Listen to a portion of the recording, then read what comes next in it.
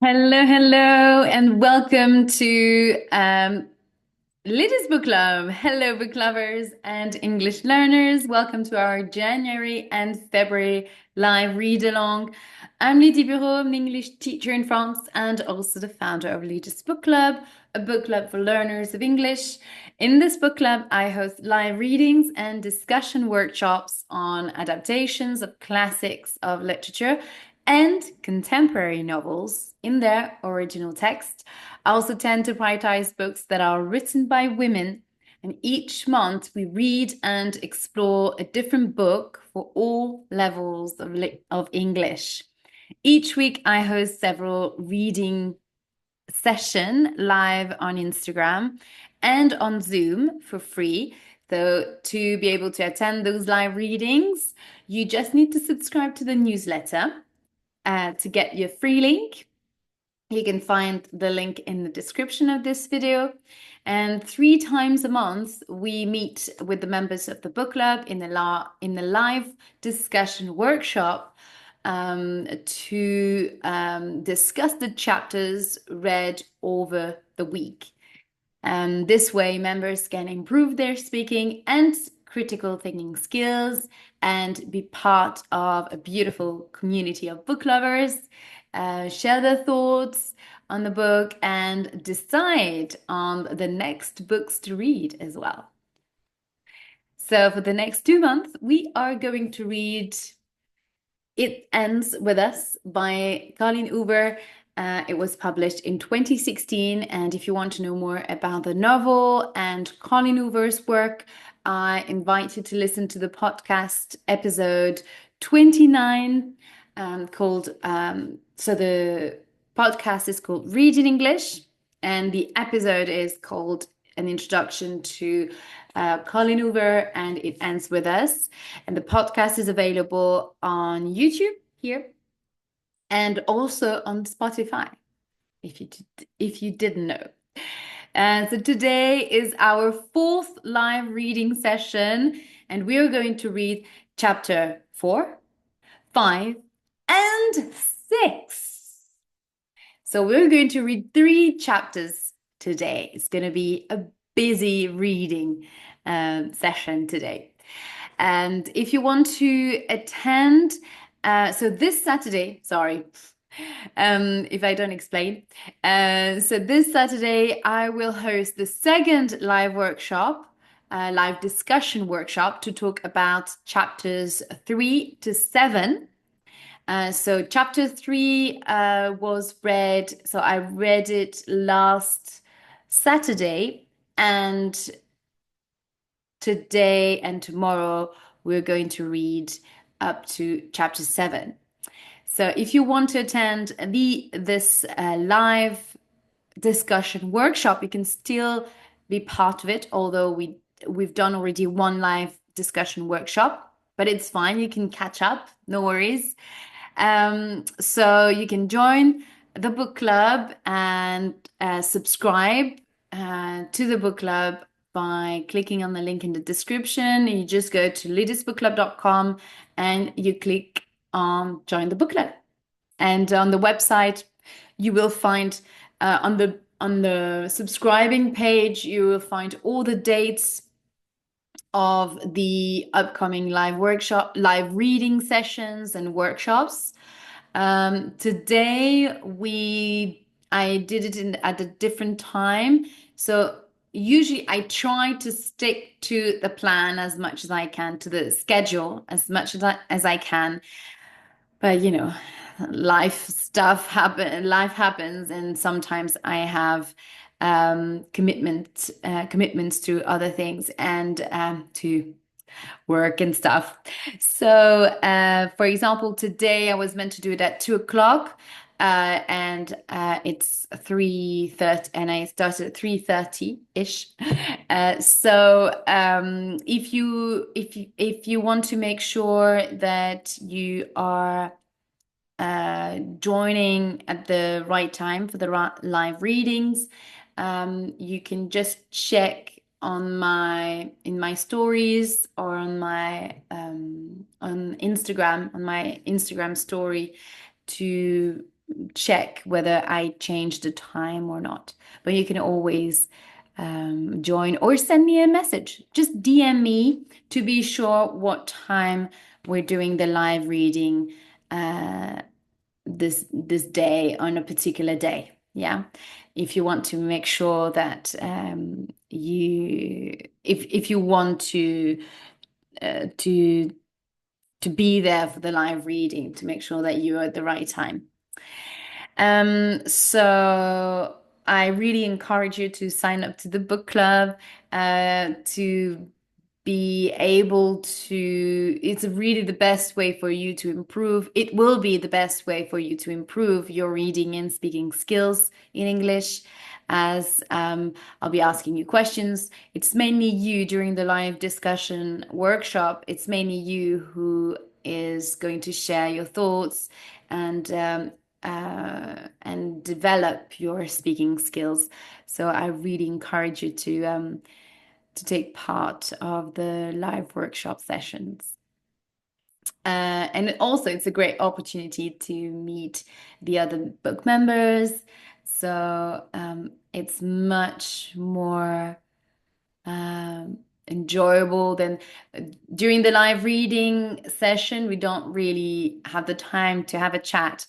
Uh, but the live workshop, the live discussion workshop is really for the to chat and really it will be the best way to improve your speaking um, and your reading skills as well, because we go back to the text and sorry, and sometimes they may be passages that you might not have understood properly, or if you need clarification on some aspects, then that's why the workshop is there. So and you can find testimonials as well from the members of the book club on the website to see what to read or what they think about the book club. So that's it. Yeah. Right. So let's get started. As I usually do, I'm going to do a quick recap of chapter 3, chapter that we read last Saturday. So in this chapter, oh, sorry. Okay. I'm back. So in this chapter, we read about Lily and her mother. They are in this shop, in this building, a dusty kind of abandoned building. And it seems like with the money of her inheritance from the death of her father, Lily has bought a shop or a place. It used to be a restaurant, well, a building, and this building used to be a restaurant. And she bought that place to make it a flower shop. She wants to open her own flower shop. And her mother is encouraging her to really make it the best of it. And I like this quote: just make sure it's brave and bold, Lily. So we will be discussing this quote in the workshop, in the discussion workshop this Saturday, because it's heavy in meaning, knowing the what's what we know about, knowing the fact that Lily's father was a violent man towards her mother, and the fact that she never managed to get out of that relationship and this marriage. because they were married. So it's full of um, meaning and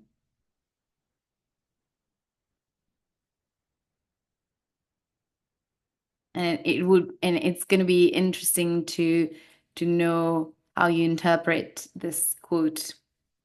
And you can share, of course, your thoughts on this quote, actually. Definitely. Um, so her mother leaves the shop, and just right after she left, because Lily's mother has moved to Boston. She lives in the suburb of Boston. Um, exactly what Lily was afraid of. But it seems like she's quite happy that she's visiting her mother quite often because she's got a garden at her at this new house. And a few minutes later, this girl, Eliza, knocks at the door and asked whether she is hiring. So hiring is the fact to employ someone. And she's looking for a job. And she starts helping her. She seems to be a very nice person, and very positive and enthusiastic to work. Um, and they start cleaning the shop together, having a chat and discussing how um, what's Lily's vision, and it seems like Eliza is not really interested about money. It feels very much that she just wants to find a job to just make herself busy. So it's a little bit curious because she can't pay her much. And then later on, Lily hurt herself. She fell off a chair while she wanted to get some, I don't know, they were cleaning, and at some point she wanted to reach out to something, and then she fell. Uh, oh, yes, she wanted to find crates. Completely forgot to look for this. Crates. Hmm. If you know the meaning of that word, please leave a message, leave a comment below because I can't remember. Anyway, I can't. I have no idea. Um, yes. Also, there was this word, the like a sports team called Bruins, and it's actually the Boston's ice hockey team called Bruins. So it's a real team, and it's the ice hockey team of Boston called Bruins. And it seems like Eliza's husband is a fan. Okay, sorry again. Okay. And uh, she fell from the chair, and Eliza is worrying about her, about Lily, and she calls her husband, who is having fun with his friend at the ice hockey match, and and they then arrive at the shop to look, well, to come and help. And they're dressed up with a onesie. So it's a pajama, in a one-piece pajama. And I think one So Eliza's husband, Marshall, called Marshall, is wearing a SpongeBob onesie, I think, and his friend is wearing a red, just a plain red, I think, uh, if I'm not mistaken, SpongeBob onesie, and the friend is wearing just a red, a plain red onesie. And this mysterious friend is called Ryle, and he is Eliza's brother. Here we go. And we then learn that so they meet again. So Lily meets again Ryle, and it gets a little bit steamy again, as you might imagine. They're a little bit drunk. I mean, the boys are drunk because they've been drinking at the bar, and they don't seem to be very behaving very seriously. So they're a bit tipsy, I would say, or drunk. But they help a red onesie, yeah, and they help Lily and Eliza. So Ryan, uh, as you can imagine, as a neurosurgeon, remember, looks after Eliza, look at her feet or her foot, and he's telling her that it should be okay, but she has to stay still. And eventually, so they start having this very steamy conversation. They kind of pick up where they left it off, and Lily reveals that she's been avoiding going back to the rooftop where they met, which is basically above the flat where Ryan's sister lives with her husband Marshall. So basically, Eliza is a rich. She doesn't have to work because her husband earns very well. Has a very good earnings, and she just wants to find something to be busy because I guess she's bored. And so that explains why she's ready to work for Lily for nothing. And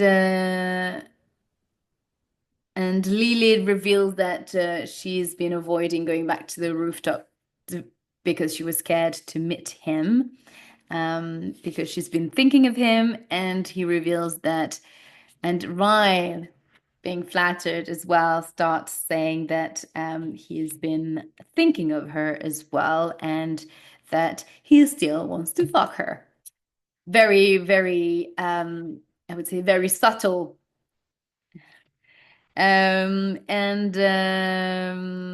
Eliza hears this just the last part, the fact that he's saying that he wants to fuck her, and she's very upset and against him, the fact that he is talking to her like to her friend, her new friend, like that, to Lily. And she's very upset, and in the end, and then she goes out with Marshall to grab some food and or drinks, yeah, some water and stuff. And and while they're gone, Lily and Ryle talk again, and Lily is very make it clear that she understands that Ryle doesn't want they don't want the same thing. She's looking for, well, she wants a relationship, and he's not the guy who wants to be in a relationship. So she's like, yeah, we want different things. So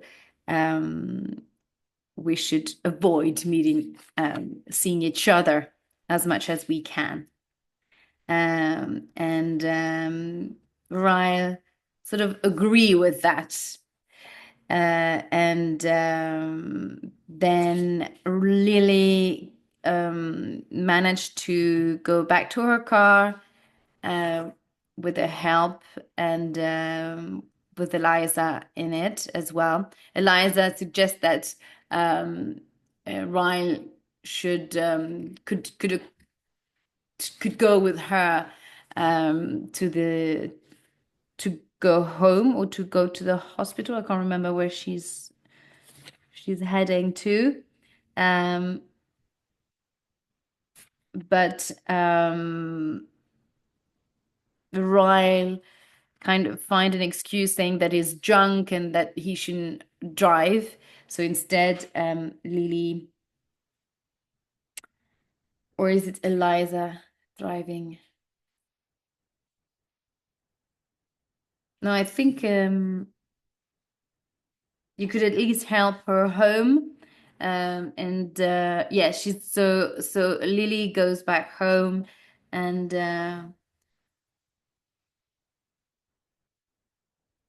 Ryle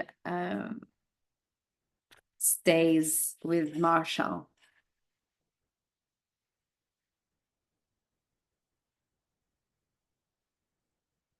and walks away.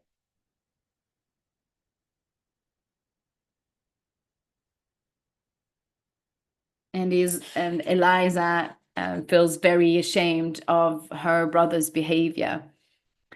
Um,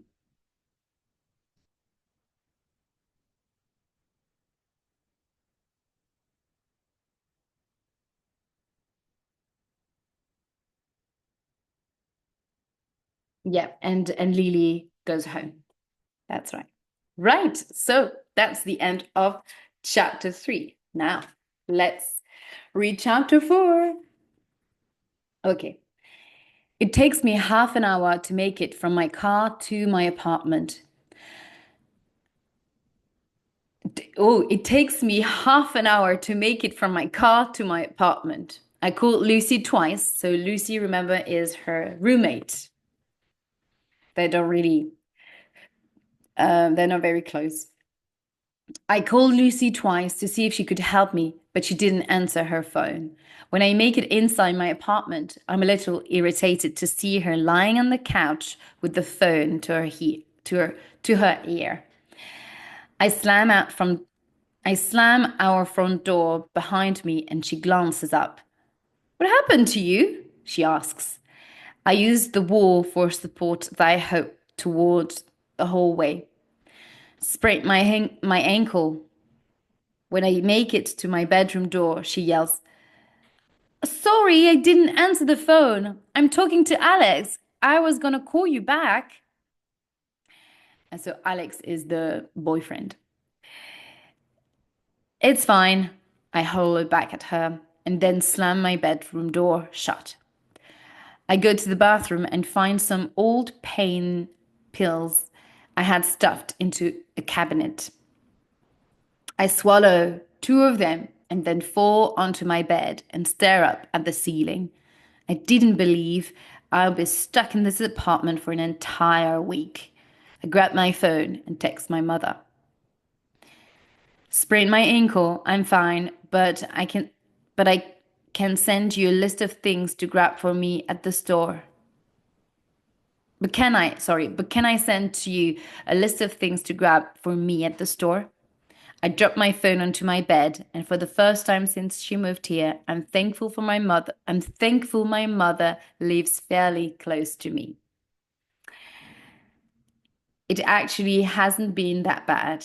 I think I like her more now that my father has passed away. Hmm. I know it's because I held a lot of resentment towards her for never leaving him. Even though a lot of that resentment has faded when it comes to my mother, I still have the same feelings when I think of my father. Hi, thank you for joining. If you have any questions, please Drop a comment. Um, it can't be good, still holding on to so much bitterness toward my father. But damn it, he was awful. To my mother, to me, to Atlas. Atlas. So remember, Atlas is the boy the homeless boy. I've been so busy with my mother's move and secretly searching for a new building between work hours. I haven't had time to finish reading the journals I started reading all those months ago. I hope pathetically to my I hope I hop pathetically to my closet, only tripping once. Luckily, I catch myself on my dresser. Once I have the journal in hand, I hop back to the bed and get comfortable. Remember, she in chapter 2, she was rereading the her journal, the letters that she wrote to Ellen DeGeneres, the TV celebrity. Um, was a TV show presenter, we could say. I have nothing better to do for the next week now that I can't work. That I can't work. Now that I can't work, sorry. I might as well commiserate over my past while I'm forced to commiserate in the present.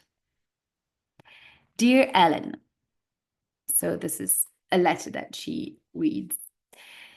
You're hosting the Oscars, what your you hosting the Oscars was the greatest thing to happen to TV last year. I don't think I ever told you that the skit made me piss my the vacuuming skit made me piss my pants. Oh, I oh and I recruited a new Ellen follower today and in Atlas. Before you start judging me for allowing him inside my house again, let me explain how that came about. After I let him take a shower here yesterday, I didn't see him again last night. This morning he sat by me on the bus again. He seemed a little happier than the day before because he slid into the seat and actually smiled at me. I'm not gonna lie, it was a little weird seeing him in my dad's clothes, but the pants fit him a lot better than I thought they were going to. Guess what? He said. He leaned forward and unzipped his backpack. What? He pulled out a bag and handed it to me. I found these in the garage. I tried to clean them up for you because they were covered in old dirt, but I can't do much without water. I held the bag and stared at him suspiciously. It's the most it's the most I'd ever heard him say at once. I finally looked down at the bag and opened it. It looked like a bunch of old gardening tools. I saw you digging with that shovel the other day. I wasn't sure if you had any actual gardening tools, and no one was using this, so thank you, I said. I was kind of in shock. I used to have a trowel. I used to have a trowel, but the plastic broke off the handle and it started giving me blisters. I asked my mother for gardening tools for my birthday last year, and when she bought me a full-sized shovel and a hoe, I didn't have the heart to tell her it's not what I needed. Atlas cleared his throat and then, in a much quieter voice, he said, I know it's not like a real gift. I didn't buy it or anything, but I wanted to give you something, you know, for. He didn't finish his sentence, so I nodded and tied the bag back up. Do you think you can hold them for me until after school? I don't have any room in my backpack. He grabbed the bag from me and then brought his backpack up to his lap and put the bag inside of it. He wrapped his arms around his backpack. How old are you? He asked. 15. The look in his eyes made him seem a little bit sad about my age, but I don't know why. You're in 10th grade? I nodded, but honestly, couldn't think of anything to say to him. I haven't really had much interaction with a lot of guys, especially seniors. When I'm nervous, I kind of just clam up. I don't know how long I'll be staying at that place, he said, bringing his voice down again.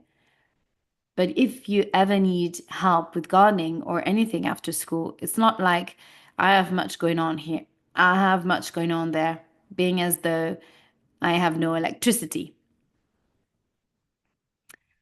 I laughed and then wondered if I should have laughed at his self-depreciating comment.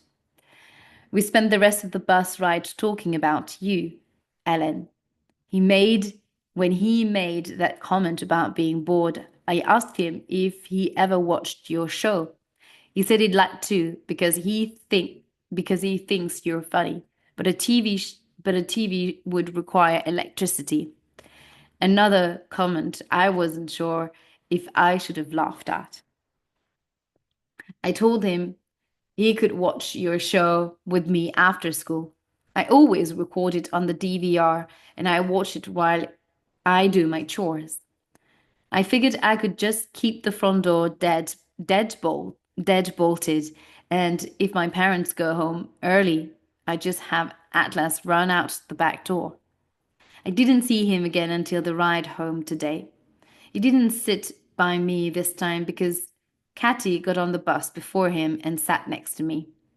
I wanted to ask her to move, but then she'd think I had a crush on Atlas. Kathy, Catty, Catty would, uh, Catty would have a field day with that one, so I just let her stay in my seat. Atlas was at the front of the bus, so he got off before I did. He just kind of awkwardly stood there at the bus stop and waited for me to get off.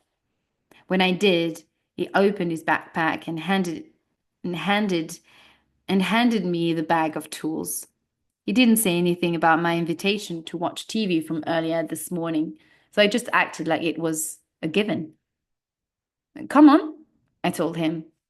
He followed me inside and I locked the dead bolt. If my parents come home early, run out the back door and don't let them see you. He nodded. Don't worry, I will, he said, with kind of a laugh. I asked him if he wanted anything to drink, and he said sure. I made us a snack and brought our drinks into the living room. I sat down on the couch and he sat down in my dad's chair. I turned on your show, and that's about all that happened. We didn't talk much, but I fast forward through all the commercials. But I did notice he laughed at all the right times. I think good comedic I think good comedic timing is one of the most important things about a person's personality.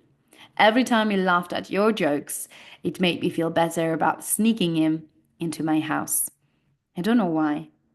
Maybe because if he's actually someone I could be friends with, it made me less it made me feel less guilty. He left right after your show was over. I wanted to ask him if he needed to use our shower again, but that would have cut it real close to time for my parents getting home. The last thing I wanted was for him to have to run out of the shower and across my backyard naked. Then again, that's the kind of hilarious. Then again, that'd be kind of hilarious and awesome. Lily. Another letter. Dear Ellen, come on, woman. Reruns? A full week of reruns?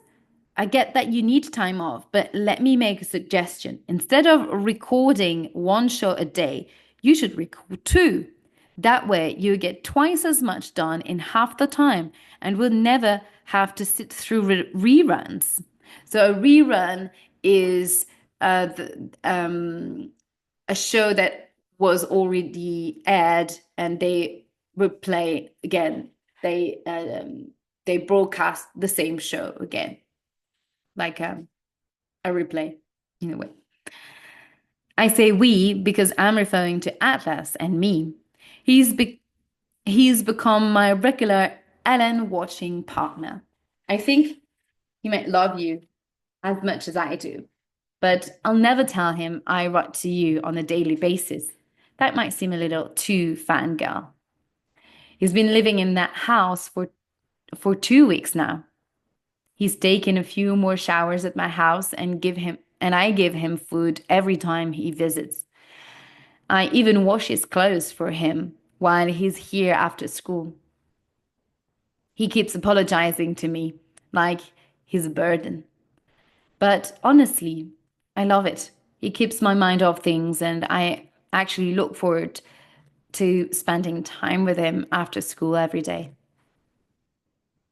Dad got home sorry, Dad got home late tonight, which means he went to the bar after work, which means he's probably going to instigate a fight with my mother, which means he'll probably do something stupid again. I swear, sometimes I get so mad at her for staying with him.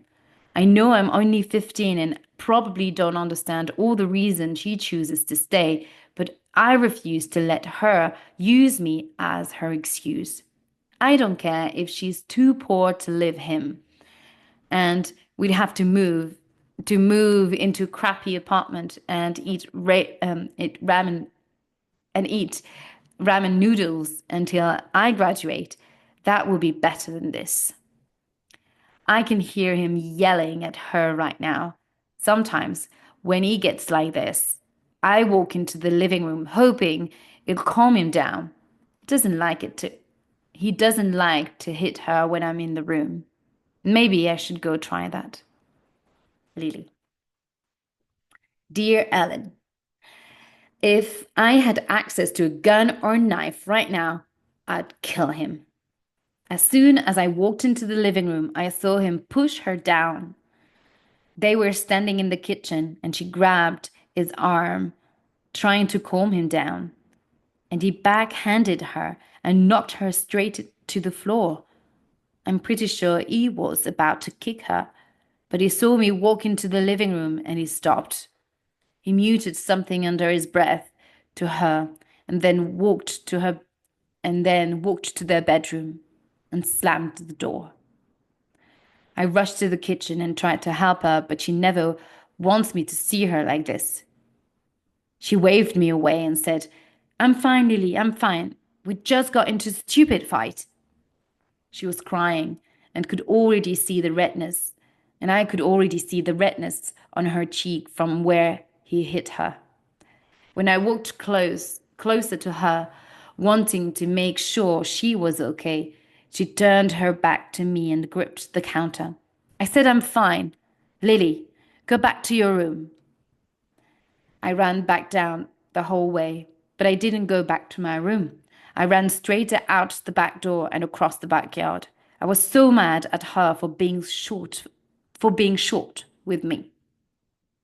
So I guess it's this idea of her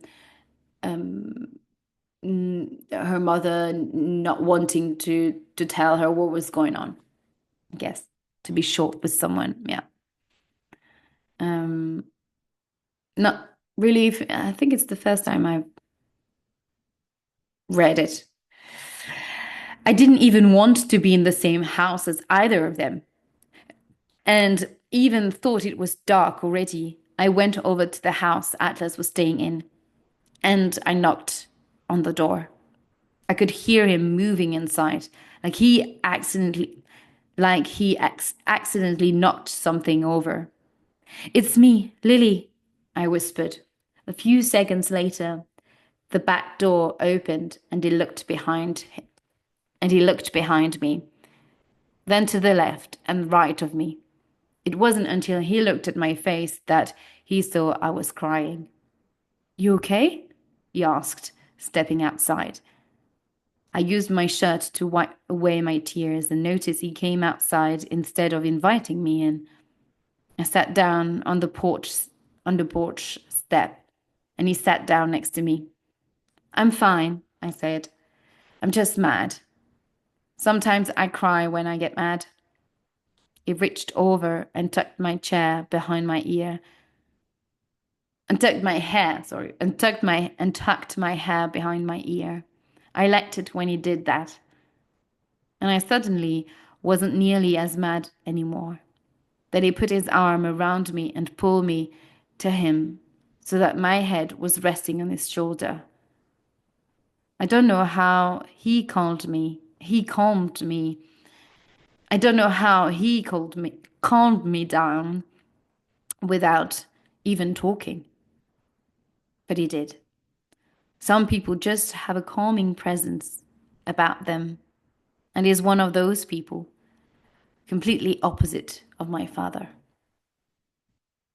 We sat like that. We sat like that for a while until I saw my bedroom light turn on. You should go, he whispered.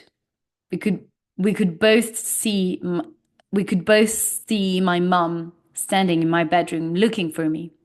It wasn't until that moment that I realized what a perfect view he has of my bedroom. As I walked back home, I tried to think about the entire time Atlas has been in that house.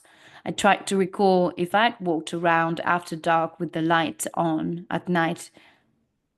I tried to recall if I'd walked around after dark with the light on at night, because all I normally wear in my room at night is a t-shirt. Here's what's crazy about that, Ellen. I was kind of hoping I had. Lily.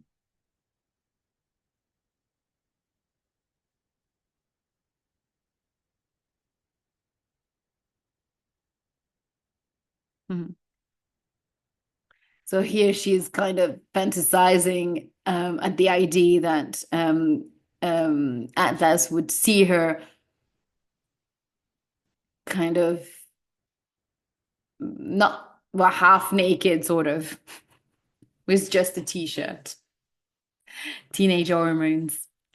I closed the journal when the pain, oh, the pain pills. Yes, so she's the pills to release from the pain of her ankle. The pain pill starts to kick in. I'll read more tomorrow. Maybe.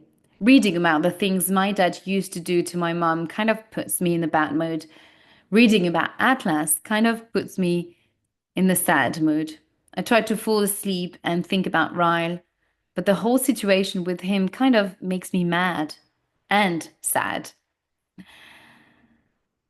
Maybe I'll just think about Eliza and how happy I am that she showed up today. I could use a friend, not to mention help during these next few months. I have a feeling it's going to be more stressful than I bargained for. So that's the end of chapter 4. Now let's read chapter 5. Ryle was correct. It only took a few days for my ankle to feel good enough that I could walk on it again. I waited a full week before attempting to leave my apartment, though. The last thing I need is to re injure it. Of course, the first place I went was to my floral shop. Eliza was there when I arrived today, and to say I was shocked when I walked through the front doors is an understatement. It looked like a totally different building than the one I bought. There's still there there's still a ton of work that needs to be done, but she and Marshall had gotten rid of all the stuff we marked as trash. Everything else had been organized into piles. The windows had been washed, the floors had been mopped. She even had the area where I planned to put an office cleaned out.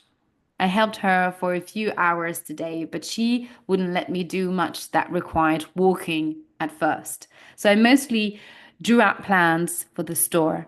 We picked out paint colors and set a goal date to open the store that's approximately 54 days from now.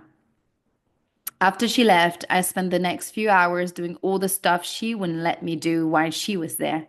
It felt good to be back. But Jesus Christ, I'm tired. Which is why I'm debating on whether or not to get up from the couch and answer the knock at my front door. Lucy is at Alex again tonight, and I just spoke to my mother 5 minutes ago on the phone. So I know it isn't either of them. I walk to the door and check the peephole before opening it.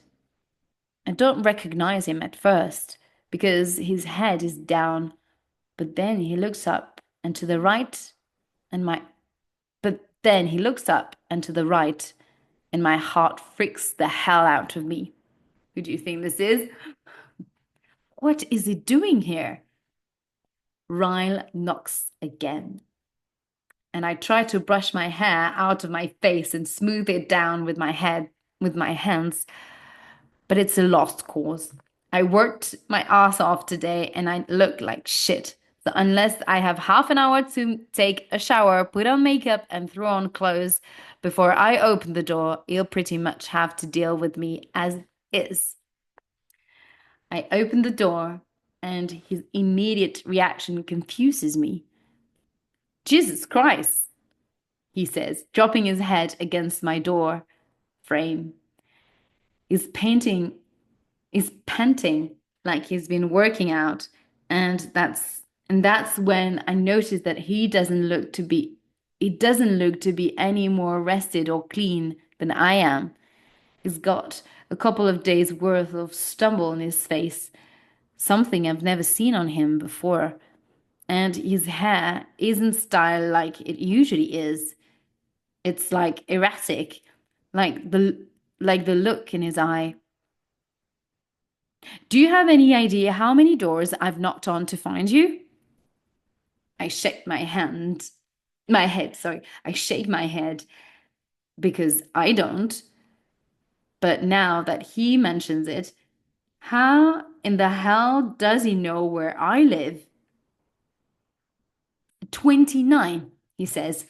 Then he holds up his hands and repeats the number with his fingers while he whispers, 29. I let my gaze drop down to his clothes. He's in scrubs, and I absolutely hate that he is in scrubs right now. Holy hell, so much better than the onesie and way better than the Burberry. Why did you knock on 29 doors? I ask with a tilt of my head. Like that. You never told me which apartment was yours, he says matter-of-factly. You said you lived in this building, but I couldn't remember if you even said which floor. And for the record, I almost started with the third floor.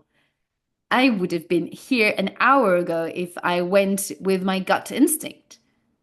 Why are you here? He runs his hands down his face and then points over my shoulder. Can I come in? I glance over my shoulder and then open the door further. I guess, if you tell me what you want. He walks inside and I close the door behind us. He glances around, wearing his stupid hot scrubs, and puts his hands on his hips as he faces me. He looks a little disappointed, but I'm not sure if it's in me or himself. There's a real big naked truth coming. Okay, he says. Brace yourself. I fold my arms over my chest and I watch as he inhales a breath, preparing to speak. These next couple of months are the most important month in my entire career. I have to be focused. I'm closing in on the end of my residency, and then I have to sit for my exams. Is pacing in my is pacing my living room, talking frantically with his hands. But for the past week, I haven't been able to get you out of my head. I don't know why. At work, at home, all I can think about is how crazy it feels when I'm near you. And I need you to make it stop, Lily. He stops pacing. He stops pacing and faces me. Please make it stop just once. That's all it take. I swear. My fingers are digging into the skin of my arms as I watch him.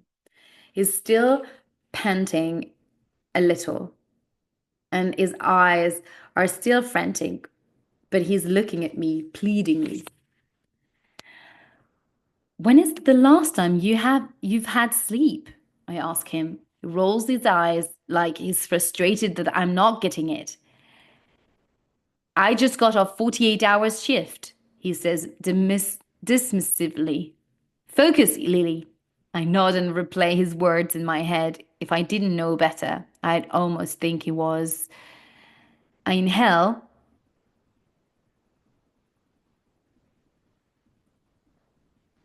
I inhale. Oh, so you probably think he was on something, as he had taken drugs. I inhale, or I don't know. Not clear. Um, I inhale a calming breath. Ryle, I say carefully. Did you ser did you seriously just knock on 29 doors so you could tell me that the thought of me is making your life hell and I should have sex with you so that you never have to think of me again? Are you kidding me right now? He folds his lips together and after about 5 seconds of thought, he slowly nods his head. Well, yeah. But it sounds way worse when you say it. I release an exasperated laugh. That's because it's ridiculous, right? He bites his bottom lip and looks around the room like he suddenly wants to escape. I open the door and motion for him to walk out. He doesn't.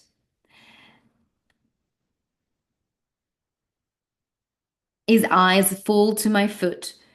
Your ankle looks good, he says. How does it feel? I roll my eyes. Better. I was able to help Eliza at the store for the first time today. He nods and then makes and he nods and then makes like he's walking toward the door to leave. But as soon as he reaches me, he spins towards me and slaps his palms against the door on either side of my head. I gasp at both his proximity and his persistence. Please, he says. I shake my head, even though my body is starting to trade sides and beg my mind to cave to him. I'm really good at it, Lily, he says with a grin. You barely even have to do any work. Hi, hello, Kitty. Thank you for joining this live. So I am page 70 here. Page 70, 70. Um, at the bottom. Actually, I just finished the bottom of page 70 and we're going to start at page 71. And it's very interesting here because this passage is definitely not included, was not in the film adaptation. And we can already see that Ryle has a very persistent and persistent attitude and almost aggressive one. He's like a maniac almost, like he's been knocking to 20 doors, suddenly is showing up at her door out of the blue, really, um, and um, and is begging for her to sleep with him.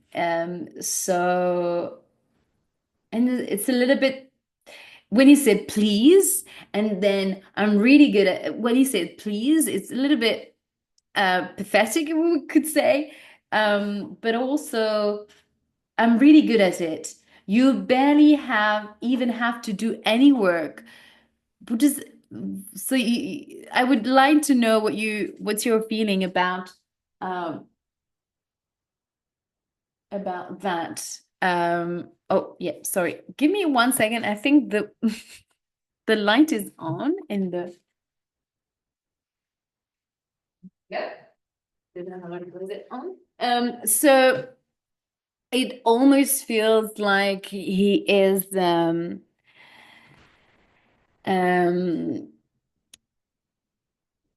that he can do whatever he wants and that she just will stay like that laying on the bed and he will do all the stuff. What does that mean?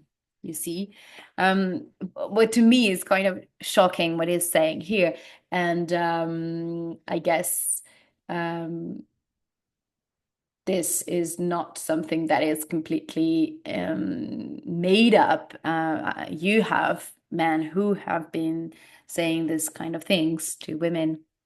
I um I believe.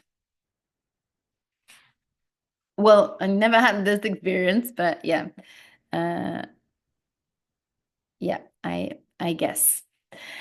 I try not to laugh, but his determination is as endearing as it is annoying. Good night, Ryle. So I guess here she might have because she's attracted to him, but at the same time is quite persistent and is insisting on on sleeping with her, and that gets a little bit it is pushy. So I guess that can be seen as something that can be annoying. His head drops between his shoulders and he shakes it back and forth. He pushes off the door and stands up straight. He half turns, heading for the hallway, but then suddenly drops to his knees in front of me. He wraps his arms around my waist. Please, Lily, he says through self-depreciating laughter. Please have sex with me. So a little bit as a joke. Have sex with me. He's looking up at me with puppy dog eyes and a pathetic, hopeful grin. I want you so, so bad, and I swear once you have sex with me, you'll never hear from me again. You see how twisted that has it's wicked. I promise. How yes, this is crazy. There is something about a neurosurgeon literally on his knee begging for sex that does me in. That's pretty, that does me in. So she's kind of turned on um, by it. Or I don't know, that does me in. That's pretty pathetic. Or that, no, actually, it's probably the opposite. I'm not sure about. That does me in, or probably she get really upset and says, that's pretty pathetic in her head. Get up, I say, pushing his arms away from here. You're embarrassing it. You're embarrassing yourself. Yeah, I think she's getting upset about it. He slowly stands up, dragging his hands up the door on either side of me until he has me caged in between his arms. Is that a yes? His chest is barely touching mine, and I hate how good it feels to be wanted this much. I should be turned off by it, but I can hardly breathe when I look at him. Okay, I don't know. This is a mixture of feelings, I guess, here. She's annoyed, but at the same time, she's attracted. So I guess, yeah, both. I can hardly breathe when I look at him. especially when he has the suggestive smile on his face. I don't feel sex. I don't feel sexy right now, Ryle. I worked all day. I'm exhausted. I smell like sweat and probably taste like dust. I If you give me a little while to shower first, I might feel sexy enough to have sex with you. He's nodding feverishly before I'm even finished speaking. Shower? Take all the time you need. I wait. I push him away from me and close the front door. He follows me to the bedroom and I tell him to wait on the bed for me. Luckily, I cleaned my bedroom last night. Normally, I have clothes lying around everywhere, books piled up on my nightstand, shoes and bras that don't quite make it to my closet, but tonight it's clean. My bed is even made up, is even made up, complete complete with the ugly quilted throw pillows with quilted throw pillows my grandmother passed down to every person in our family. I make a quick glance around the room just to make sure nothing embarrassing will catch his eyes with his eye. He takes a seat on my bed and I watch at this as he scans the room. I stand in the doorway to my bathroom and try to give him one last out. You say this will make it stop, but I'm warning you right now, Ryle. I'm like a drug. If you have sex with me tonight, it's only going to make things worse for you. But once is all you're getting. But once is all you're getting. I refuse to become one of the many girls you used to. You you used to. How did you work it that night? How did you oh sorry. But once is all you're getting. I refuse to become one of the many girls you used to. How did you word it that night? Satisfy your needs? He leans back on his elbows. You aren't that kind of girl, Lily. And I'm not the kind of guy who needs someone more than once. We have nothing to worry about.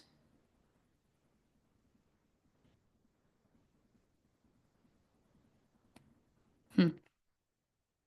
I closed the door behind me, wondering how in the hell this guy talked me into this. It's the scrubs. The scrubs are my weakness. It has nothing to do with him. I wondered if there's a way he could, I wonder if there's a way he could have lived them on, he could have lived them on during the sex. I've never taken more than half an hour to get ready, but it's almost an hour before I'm finished in the bathroom. I shaved more parts of me than was probably necessary, and then spent a good 20 minutes having a freak out and had to talk myself out of the opening the door and telling him to leave. But now that my hair is dry and I'm cleaner than I've ever been, I think I might be able to do this. I can totally have a one night stand. I'm 23 years old. I open the door and he's still there on my bed. I'm a little bit disappointed to see that his scrub top is on the floor, but I don't see his pants, so he must still be wearing them. He's under the covers, though, so I can't tell. I close the door behind me and wait for him to roll over and look at me, but he doesn't. I take a few steps closer, and that's when I notice he's snoring. The guy is sleeping. Not just the light, oh, just fell asleep snore. It's a it's a middle it's a middle of REM sleep kind of snore. Right? I whisper. He doesn't even budge, and I shake him. You've got to be kidding me. I drop down onto the bed, not even caring if I wake him. I just spent an entire hour getting ready for him after busting my ass today, and this is how he treats this night? I can't be mad at him, though, especially seeing how peaceful he looks. I can't imagine working a 48-hour shift, plus my bed is really comfortable. It's so comfortable it could make a person fall right back to sleep after a full night of rest. I should have warned him about that. I check the time on my phone and it's almost 10:30 p.m. I put the phone on silent and then lie down next to him. His phone is on the pillow next to his head, so I grab it and swipe up the camera option. I hold his phone above us and make sure my cleavage looks good and pushed together. I snap a picture so he'll at least see what he missed out on. I turned off the light and laughed to myself because I'm falling asleep next to a half-naked man that I've never even even kissed. I can feel his fingers trailing up my arm before I even open my eyes. I force back a tired smile and pretend I'm still sleeping.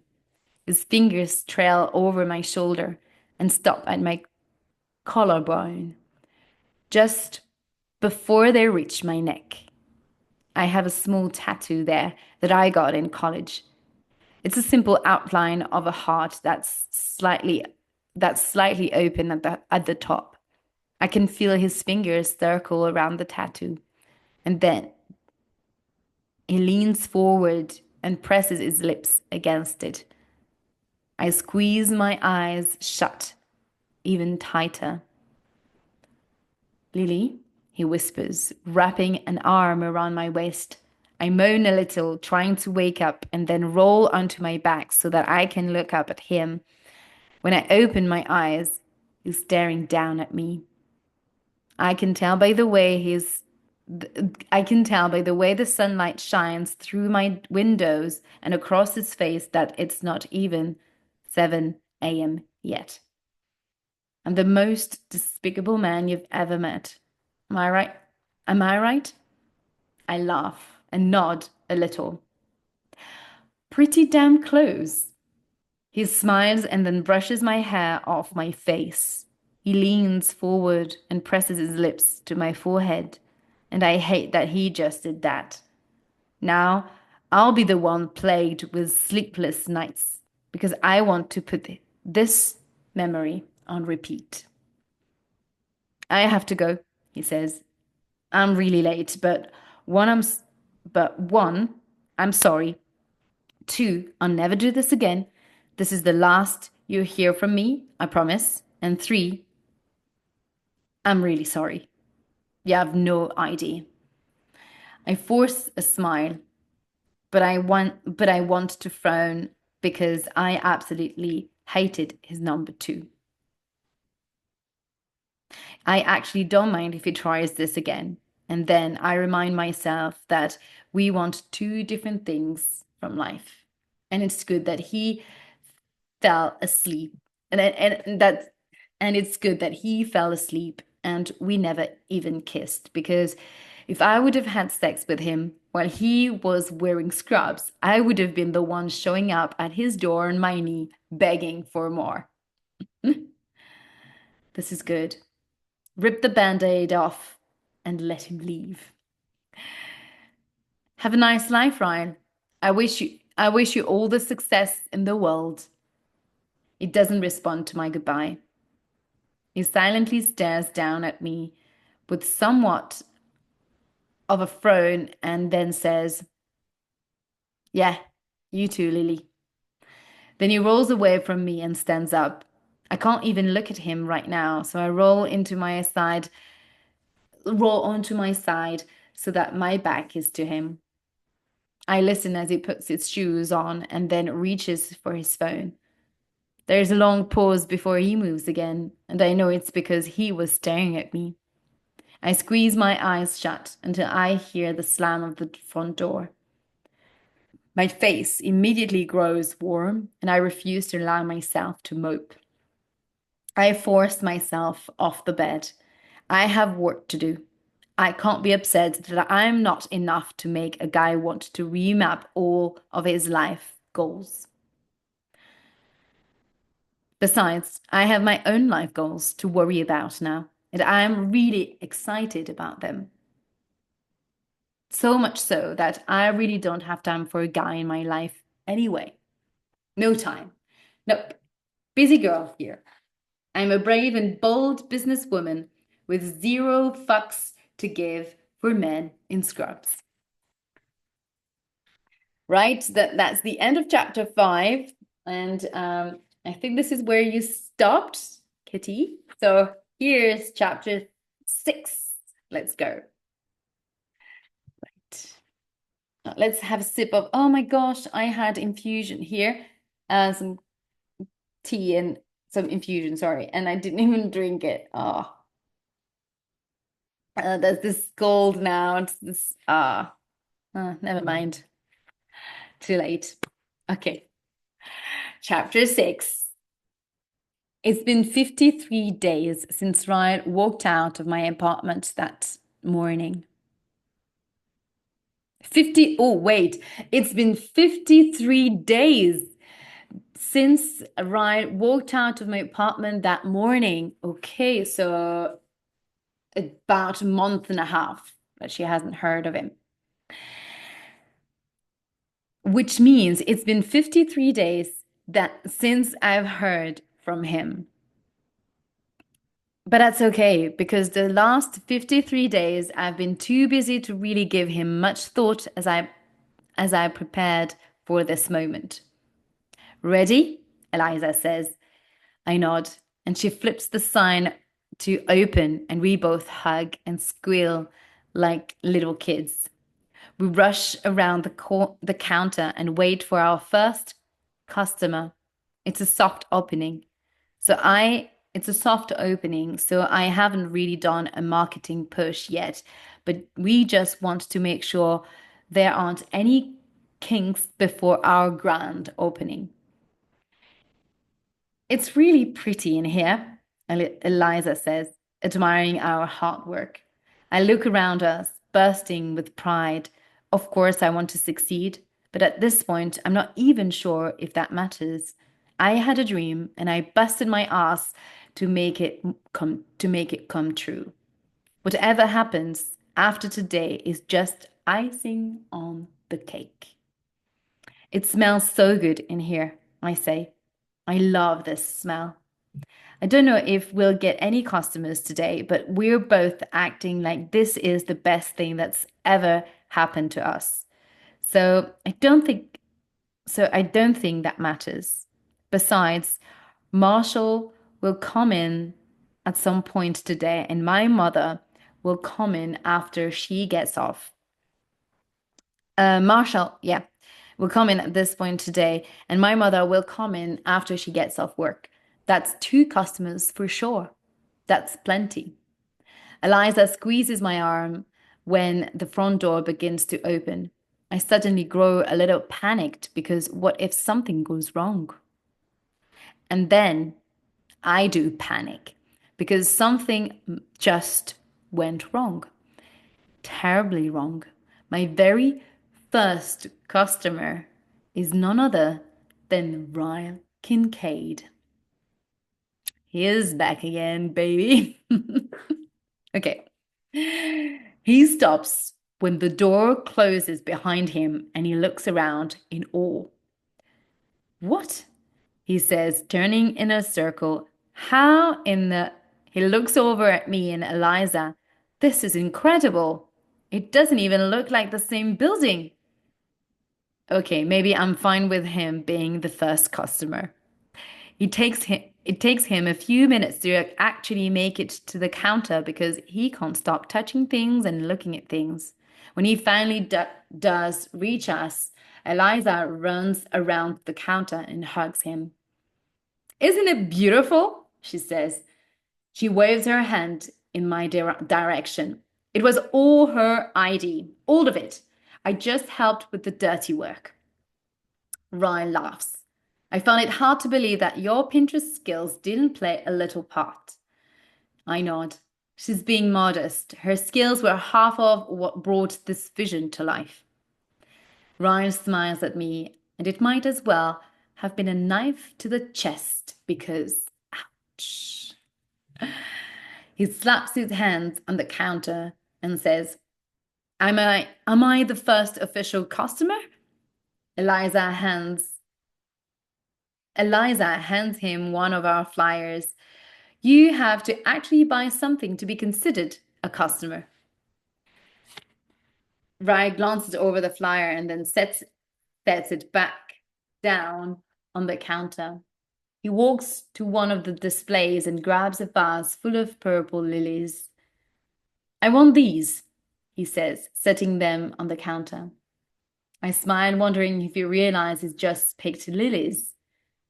Kind of ironic. I smile. Do you want us to deliver them somewhere? Eliza says. You guys deliver? Eliza and I don't, I reply. We have a delivery driver on standby and we weren't sure if we'd actually need him today. Are you actually buying these flowers for a girl? Eliza asks. She just prying into her brother's love life like a sister would naturally do. But I catch myself stepping closer to her so I can hear his answer better. I am, he says. His eyes meet mine, and he adds, I don't think about her very much, though. Hardly ever. Eliza grabs the card and slides it to him. Poor girl, she says. You're such a dick. She taps her finger on the card. Write your message to her on the front and the address you want them delivered to on the back. I watch him as he bends over the card and writes on both sides. I know I don't have a right, but I'm brimming with jealousy. Are you bringing this girl to my... Oh, yeah. I'm briming with jealousy. Are you bringing this girl to my birthday party Friday? Eliza asks him. I watch his reaction closely. He just shakes his head and without looking up, he says, No. Are you going, Lily? I can't tell by his voice alone if he's hoping I'll be there or hoping I won't. Considering the stress I seem to cause him, I'm guessing it's the latter. I haven't decided yet. She'll be there, Eliza says, and answering for me. She looks at me and narrows her eyes. You're coming to my party whether you like it or not. If you don't show up, I'll quit. When Ryle is finishing writing, he tucks the card into the envelope attached to the flowers. Eliza rings up his total and he pays in cash. He looks at me while he's counting out his money. Lily, do you know that it's custom for a new business to frame the first dollar they make? To frame the first dollar they make? I nod. Of course, I know that. He knows I know that. He's just rubbing it in my face that his dollar will be the one framed on my wall for the life of the store. I almost encourage Eliza to give him a refund, but this is business. I have to leave my wanted pride out of it. Once he has his receipt in hand, he taps his fist on the counter to get my attention. He dips his head a little, and with a genuine smile, he says, Congratulations, Lily. He turns and walks out of the store. As soon as the door closes behind him, Eliza is grabbing for the envelope. When the hell is he sending flowers to? She says as she pulls the card out. Rye doesn't send flowers. She reads the front of the card out loud. Make it stop? Holy shit. She stares at it for a moment, repeating the phrase, make it stop? What in the hell does that even mean? She asks. I can't take it another second. I grab the card from her and flip it over. She leans over and reads the back of it with me. He's such an idiot, she says with a laugh. He wrote the address to our flower shop on the back. She takes the card out of my hands. Whoa. Nice move. Nice move. Eliza is so funny.